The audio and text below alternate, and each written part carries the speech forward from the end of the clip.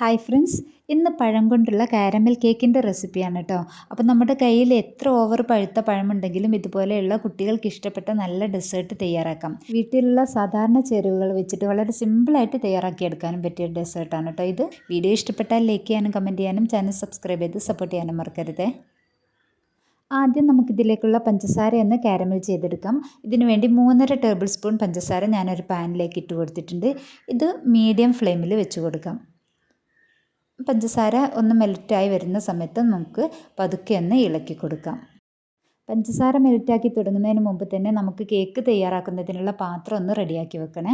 പാത്രം കഴുകി നന്നായി തുടച്ച് വെക്കണം. പഞ്ചസാര നന്നായിട്ട് മെൽറ്റായി കഴിഞ്ഞാൽ പിന്നെ കൂടുതൽ സമയം ഫ്ലെയിമിലിട്ട് വെക്കരുത്, അതിനൊരു കയ്പ്പ് രസമായിരിക്കും. അതുപോലെ ഫ്ലെയിം ഓഫ് ചെയ്ത് വെച്ചിട്ടുണ്ടെങ്കിൽ പഞ്ചസാര പെട്ടെന്ന് തന്നെ ഉറച്ചു പോവുകയും ചെയ്യും. അപ്പോൾ ഇതുപോലെ നന്നായിട്ട് മെൽറ്റായി കഴിഞ്ഞാൽ പിന്നെ പെട്ടെന്ന് തന്നെ നമ്മൾ തയ്യാറാക്കി വെച്ചിട്ടുള്ള പാത്രത്തിലേക്ക് ഒഴിച്ചു കൊടുക്കണം. എന്നിട്ട് വേഗത്തിൽ ഇതുപോലെ ഒന്ന് ചുറ്റിച്ചു കൊടുക്കുകയും വേണം. ഇനി ഏതെങ്കിലും ഭാഗത്തേക്ക് കുറച്ചായിട്ടില്ലെങ്കിലും കുഴപ്പമൊന്നുമില്ല, അത് ലാസ്റ്റ് അങ്ങ് റെഡി ആയിക്കോളൂ കേട്ടോ. അപ്പം ഞാനിതാ ഇത് റെഡിയാക്കി വെച്ചിട്ടുണ്ട്. ഇനി നമുക്കിത് മാറ്റി വെക്കാം. ഇനി ഞാനൊരു മിക്സിയുടെ ജാറിലേക്ക് 2 മുട്ട പൊട്ടിച്ചൊഴിച്ച് കൊടുക്കുന്നുണ്ട്. ഇതിലേക്ക് 1/2 ടീസ്പൂൺ വനില എസൻസും കൂടി ഒഴിച്ച് കൊടുക്കുന്നുണ്ട്. ഇനി ഇത് നന്നായിട്ടൊന്ന് അടിച്ചെടുക്കാം. അപ്പം ഞാനിത് നന്നായിട്ട് അടിച്ചെടുത്തിട്ടുണ്ട്. ഇനി ഇതിലേക്ക് 1 കപ്പ് പാൽ ഒഴിച്ച് കൊടുക്കുന്നുണ്ട്. 250 ml കപ്പിനാണ്. ഇനി ഇതിലേക്ക് നന്നായിട്ട് പഴുത്ത 2 പഴം ചെറുതായിട്ടൊന്ന് കട്ട് ചെയ്തിട്ട് അതും കൂടി ചേർത്ത് കൊടുക്കുന്നുണ്ട്. അപ്പോൾ എത്ര ഓവറായിട്ട് പഴുത്ത പഴമാണെങ്കിലും നമുക്കിതിന് വേണ്ടി എടുക്കാം. ഇനി ഇതിലേക്ക് മധുരത്തിന് ആവശ്യമായിട്ടുള്ള പഞ്ചസാര ചേർത്ത് കൊടുക്കാം. ഞാൻ 4 ടേബിൾ സ്പൂൺ പഞ്ചസാര ഇട്ട് കൊടുത്തിട്ടുണ്ട്. ഇനി ഇത് നന്നായിട്ടൊന്ന് അടിച്ചെടുക്കാം. അപ്പം ഞാനിത് നന്നായിട്ട് അടിച്ചെടുത്തിട്ടുണ്ട്.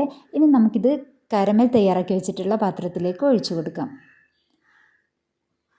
ഒരു അരിപ്പയിൽ കൂടി ഒഴിച്ചു കൊടുക്കുക കേട്ടോ. നന്നായിട്ടൊന്ന് അരിച്ചെടുത്തിട്ട്, അപ്പോൾ ഇതിൽ പഴത്തിൻ്റെ പൊടികളൊക്കെ ഉണ്ടാവും, നന്നായിട്ട് അരയാത്തതൊക്കെ ഉണ്ടാവും. അപ്പോൾ നമുക്ക് അരിപ്പയിൽ കൂടി ഒന്ന് അരിച്ചെടുക്കാം. അപ്പം ഞാനിത് വേവിച്ചെടുക്കുന്നത് ആവിയിലാണ് കേട്ടോ. അപ്പോൾ ഞാൻ ഇഡ്ഡലി ചെമ്പിൽ വെള്ളം തിളയ്ക്കാൻ വേണ്ടി വെച്ചിട്ടുണ്ട്. അത് നന്നായിട്ട് തിളയ്ക്കുന്നുണ്ട് കേട്ടോ ഈ സമയത്ത്.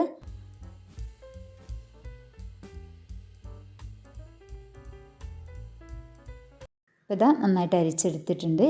ഇനി ഇത് ജസ്റ്റ് ഒന്ന് ടാപ്പ് ചെയ്ത് കൊടുക്കാം. ഇത് നമുക്ക് ആവിയൊന്നും കയറാതെ നന്നായിട്ട് കവറാവുന്ന രീതിയിലുള്ളൊരു അടപ്പ് വെച്ച് കൊടുക്കാം. അപ്പോൾ ഇതുപോലെ നന്നായിട്ട് കവറാവുന്ന രീതിയിലുള്ള അടപ്പ് വെച്ച് കൊടുത്താലും മതി. അതല്ലെങ്കിൽ ഫോയിൽ പേപ്പർ ഉണ്ടെങ്കിൽ അതും വെച്ച് കൊടുത്താൽ മതി കേട്ടോ. അതുകൊണ്ടൊന്ന് കവർ ചെയ്ത് കൊടുത്താൽ മതി. അപ്പം ഞാനിത് നൂൽപുട്ടൊക്കെ തയ്യാറാക്കുന്ന തട്ടിൻ്റെ മുകളിലേക്ക് വെച്ച് കൊടുത്തിട്ടുണ്ട്. ഇനി ഇത് അടച്ചു വെച്ചിട്ട് നമുക്ക് വേവിച്ചെടുക്കാം. അപ്പോൾ 30 മുതൽ 45 മിനിറ്റൊക്കെ ടൈം വേണ്ടി വരും കേട്ടോ ഇത് വേവാൻ. അപ്പോൾ 45 മിനിറ്റ് കഴിഞ്ഞതിന് ശേഷമാണ് ഇത് വെന്തത്. അപ്പോൾ 30 മിനിറ്റ് കഴിഞ്ഞതിന് ശേഷം ഞാനൊന്ന് തുറന്ന് നോക്കിയിരുന്നു. അപ്പോൾ കത്തി കൊണ്ടൊന്ന് വേവ് നോക്കിയിരുന്നു കേട്ടോ, റെഡി ആയിട്ടില്ല.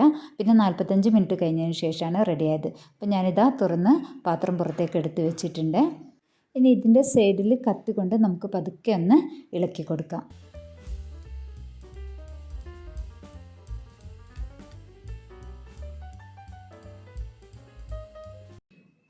ഇനി ഇതുപോലെ ഒരു പ്ലേറ്റിലേക്ക് നമുക്ക് മാറ്റാം.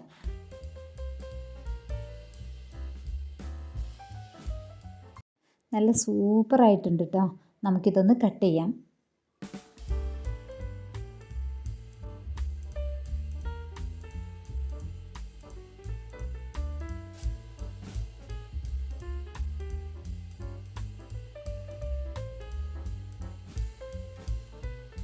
നല്ല സ്മൂത്തായിട്ടുണ്ട് കേട്ടോ. കഴിക്കാനും നല്ല ടേസ്റ്റാണ്.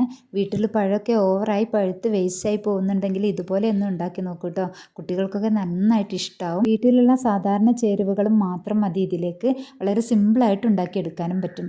വീഡിയോ ഇഷ്ടപ്പെട്ടാൽ ലൈക്ക് ചെയ്യാനും കമൻറ്റ് ചെയ്യാനും ചാനൽ സബ്സ്ക്രൈബ് ചെയ്ത് സപ്പോർട്ട് ചെയ്യാനും മറക്കരുത്. Thanks for watching.